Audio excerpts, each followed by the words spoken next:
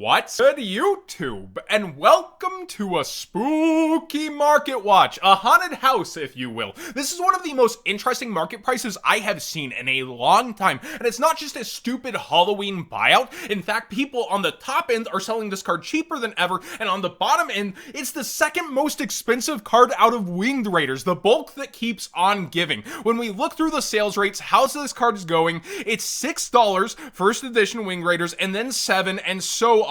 And when we look at the available copies, Battle Pack 3 only made the Shatter foil. Remember, there's not going to be a different rarity out of there for the XCs. And then you have a Mega Pack Ultra, which old Mega Packs, it was even harder to get these cards. And you have the first ed OG barely above the rare. The Unlim starts at $8.50, first editions start at $9. So the sellers aren't like mega juicing on this card. And in fact, the ultimate rare is cheaper than it's been in a very long time. First edition market price here, $25, yet they're available, Unlims and first editions, actually the first one that appears as first ed 4 copies, around 20. So usually something's gotta give around here. The ultimate may end up going up, especially because Market Man bad, Market Man featured it, it's Halloween. But I really wanted to highlight this one because I haven't seen anything like this interesting in a long time, where it wasn't a Halloween grab like Hollow, and it was a natural occurrence. But there's many cards we'll be going over here in Winged Raiders later. Now, somebody in the comments section and Discord had a couple suggestions,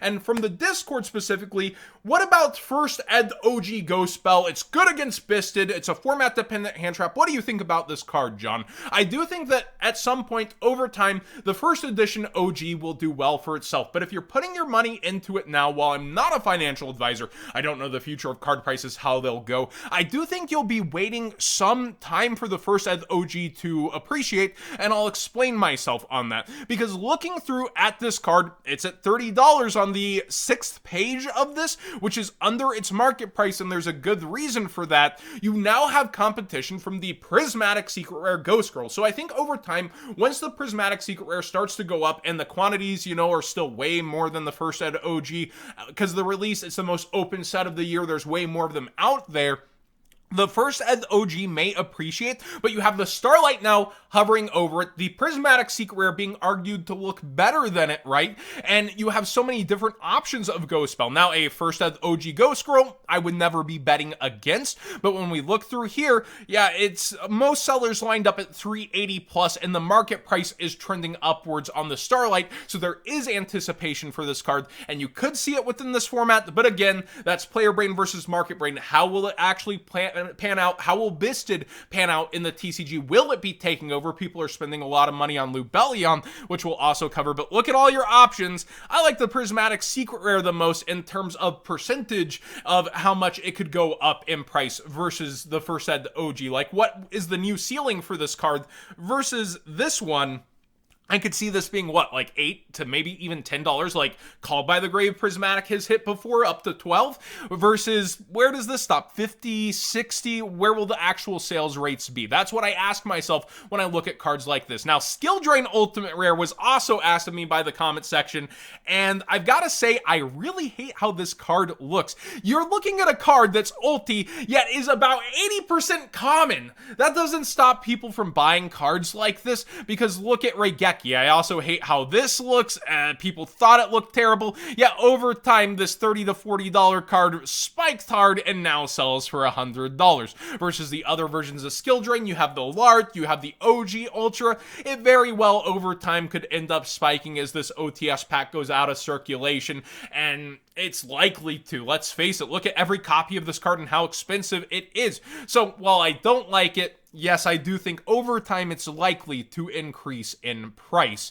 Darkwing Blast pre-sales, the last time we should have to feature them until all sellers can list on TCG Player. I wanted to point out a couple things I was right and wrong about. Bisted, overperforming. That's very interesting. Also, Fenrir up here towards 45. It seems like those pre-sales at 25 were a pretty good deal, but let's see how week one goes. Spellbound, though, is shocking because this started out on TCG Player, price of a box 70 like I feared it would. Now, grossly, maybe even underhyped or appropriately hyped. I would say it's about appropriately hyped. I would think as a, over-speculated card, it should be $20 to $15 personally, but here we see pre-sellers, while uninterested, locked behind the screen, lining up to sell this at much cheaper than I originally feared that people would try to juice the community for. So that one, very, very interesting to me. Darkwing Blast has also had other impacts in the market, such as Force Strix. I said we would talk about Wing Raiders more.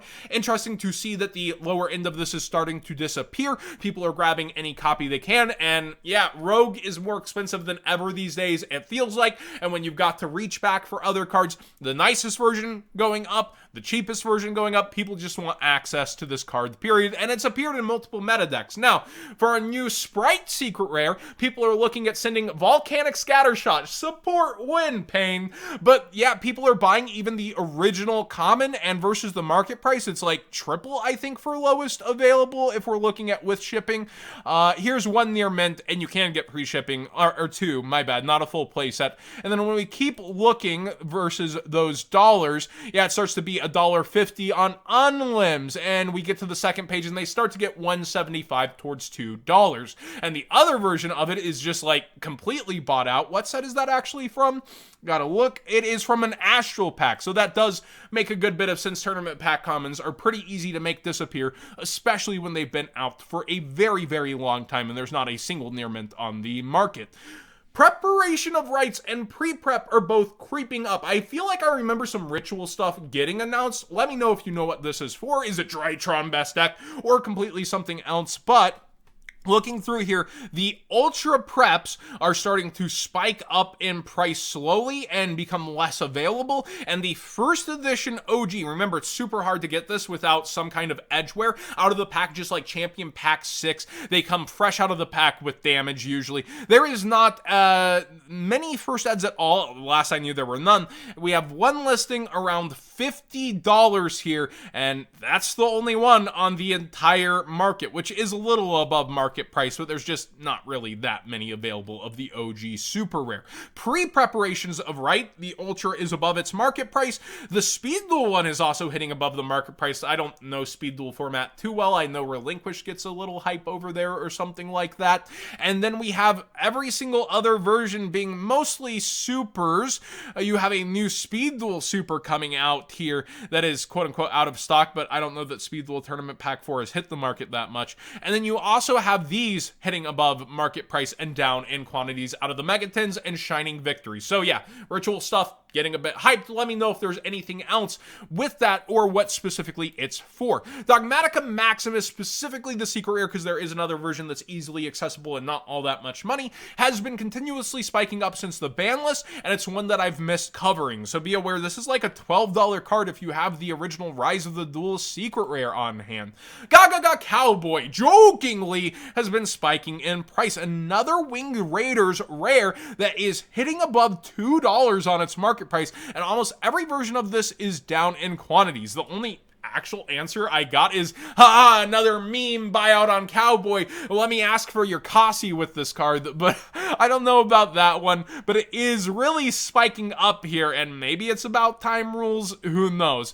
Dino Wrestler Pinkratops, the collector rare we've featured a lot of times, but the secret rare has slowly and quietly really creeped up in price over time, so just be aware this one's been really speculated on and pushed up towards that $4 to $5 mark. And finally, I want to talk about player brain versus market brain. See, I find this, we have a YouTuber here, Thunder Theory, who top 16s the YCS with Therion, and it gets almost zero traction on the market, yet at the same time it leads me to believe it's mixing with tier elements. He's really done a really nice video on this, by the way. I would go check that out, but he topped with it, and there's almost zero reaction to this. You have the field spells readily available, Borea readily available, and there's plant hype and other applications for Borea, leading me to believe that these are grossly undervalued, but the thing is, that's for their potential and not for their, what are they currently doing? While it got the top, what's it going to do when people prepare more or are aware of this more? Will they be playing this and on it? Or will they be, preparing against it or just have it in the the back of their heads. And I do think that these two specifically are probably undervalued versus the market with how thirsty Defo is for value, but Regulus is at the top and likely to spike the most exponentially versus those cards, right? But I still really do like the Therion engine, and I think when we're looking at multiple speculatory ban lists heading towards a national season next year, that these very well could be on the table for what people end up playing or in the future. But that depends on releases, that depends on ban lists, that depends on a lot of what ifs versus the megatons. So that's where your player brain can get in trouble with your market brain. If I was still vendor man, I probably would get a stack of 20 each of these personally and go, yeah, all right, I'm ready to gamble. But those gambles don't always pay off. You are gambling when you speculate like that. Thanks for watching today's Market Watch. Please subscribe if you haven't already. Give this video a thumbs up if you enjoyed the conversation. Let me know what you think, because these are some of the craziest market watches I feel like. Seeing Volcanic Scattershot go, seeing actual Alucard like crazy in price second on Wing Raiders. I'm losing my mind in a good way. Used to, it was the repetitive, hey, cover this DR4 buyout, hey, cover the Starstrike Blast buyout, hey, cover this buyout that's happened 5 times this year. Instead, now it's all these interesting cards doing crazy things, either over time that I'm missing, or like these different reasons that are kind of cool and actually interacting. The winter cool off, it really doesn't seem to be here for the market like it usually is.